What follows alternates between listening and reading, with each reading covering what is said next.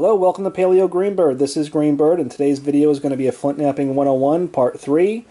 We've gone over a little bit of safety information. We've gone over some tools that you might need. You've probably picked a few up along the way. Now we're going to talk about knapping material and how you can get started. So the first piece of rock that I wanted to talk about is obsidian. And this happens to be a piece of mahogany obsidian. It's a really beautiful color. It's the biggest piece I have on hand right now. I have some bigger pieces packed away, but I didn't want to dig them out just for the sake of the video. So this is what a mahogany obsidian looks like. This comes out of Oregon. There's obsidian in Mexico. There's obsidian in a number of different places. But this is a nice user-friendly piece of material because it is very, very high silicate. It doesn't take a lot of force behind your strikes to be able to drive a flake. It does require a really good platform, and it is very sharp, so it does tend to cut you a lot if you're inexperienced or don't know how to handle the material, so be aware of that. Other than that, it's a nice piece of rock to start with.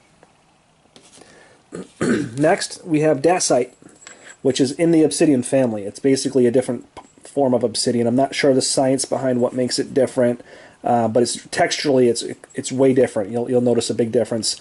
It still has that ability to flake relatively easily without a lot of force. It does seem to have a lot more integrity to the rock, so it doesn't crumble as easily.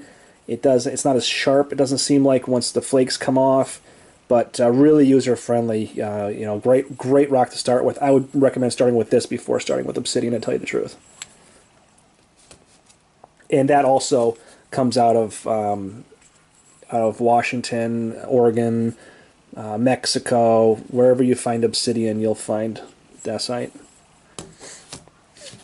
Next we have Georgetown, piece of Georgetown flint, and this is a really cool rock. I love Georgetown. I'm relatively new to using this stone, but I really like it a lot. It's very glassy. It flakes really, really well. It has a little bit of weight to it, yet it still doesn't require a whole lot of force behind your hits. And if you get a little bit of practice with it, it flakes really, really well. I don't know if you can hear, but as I rub my fingers along the cortex, it almost sings. It's almost got like a crystal type of feel to it. But this comes out of Texas. I got this from Georgetown, Texas, actually. So that's a Texas flint. Another really good flint to start with. If you're just starting out, that'd be relatively user friendly. Next, we have a piece of novaculite, and this is just pure plain white novaculite. There is smoky novaculite that has some black wisps to it, or some pure black stripes in it. There's also pink novaculite that has just a pink hue to it. Some of it's translucent, and some of it is what they call spiderweb, which looks sort of like there's snowflakes falling through the piece. It's really interesting, and this is a really good rock. This is probably one of my favorite rocks to use. Probably is my favorite rock. It's very glass-like, very high silicate, flakes very predictably, and a little bit more forgiving than some of the other stones. You do need to hit it a little bit harder. It can be a little bit hingy. You could get some steps in it if you're not careful, so it takes a little bit of getting used to, but just a really fun rock to work. And this comes out of Arkansas. I think it comes out of parts of Kentucky as well, and maybe a few other areas.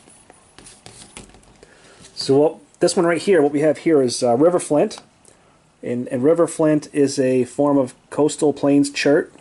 So it comes from just what I just said, the coastal plains, and commonly found in the rivers. That's why they call it river flint. I don't have any cortex, just this little bit here, so that's what the cortex looks like. But really fun stone to work because it's just got beautiful colors in there. It is really, really glassy.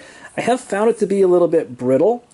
I don't know if I need to adjust the heating on it or just need to learn how to work the rock. I have found that I get a lot of steps and hinges once I start to take the initial flakes off the spall. So it could just be that I need more practice on it, but it makes beautiful points. And then lastly, what we have here is some Flint Ridge.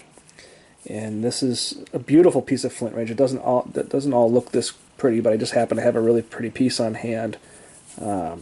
Some of it is just pure pink, some of it is black, some of it's gray, but this happens to have a lot of nice color running through it.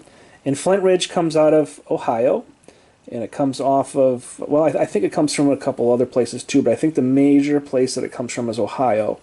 And it's hard to get because there's not a lot of places where you can still mine this, and most of the mine where this came from is on protected land.